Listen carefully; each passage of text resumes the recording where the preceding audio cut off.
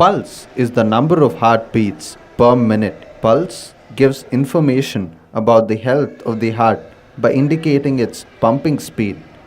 An abnormal pulse indicates that the heart is not pumping at the right speed, which is often the first sign of a medical problem. Before you can check the pulse, first you need to find the pulse. To do this, place your arm with your palm facing upward. Trace a line from your thumb to your wrist. Here, you can find the pulse. Using your other hand, place 3 fingers on the wrist. Do not use your thumb because it's not as sensitive as your fingertips. You should feel a slight movement underneath your fingertips, and this movement is the pulse. Did you find your pulse? If not, ask the nurse educator to help you find your pulse. The average normal range of pulse is between 60 and 100 beats per minute. When you check the pulse of your family member while resting and the number is either less than 60 or more than 100, then you call the nurse immediately and do not panic. Kriti, Kriti, shall we go for a walk? Wait a minute. Let me take your pulse.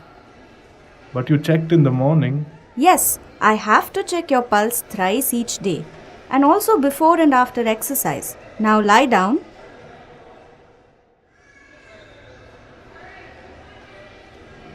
What's the normal pulse rate? Between 60 and 100 usually. Closer to 60 while resting, and might increase up to 100 after exercise. It's now 70, which is normal. What if it's outside the normal range? We must inform the nurse immediately. Shall we walk now? Sure, after I make an entry.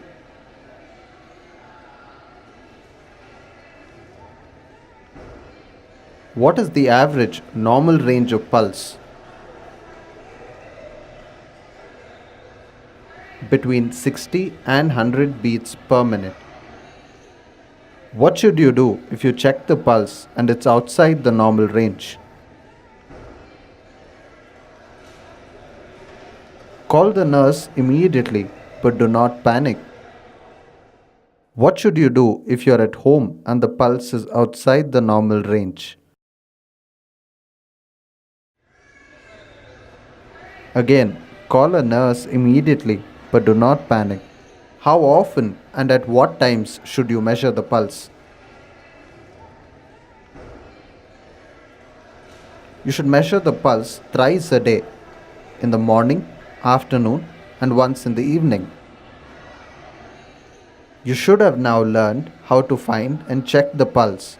If you have further questions, please ask another care companion or a nurse educator.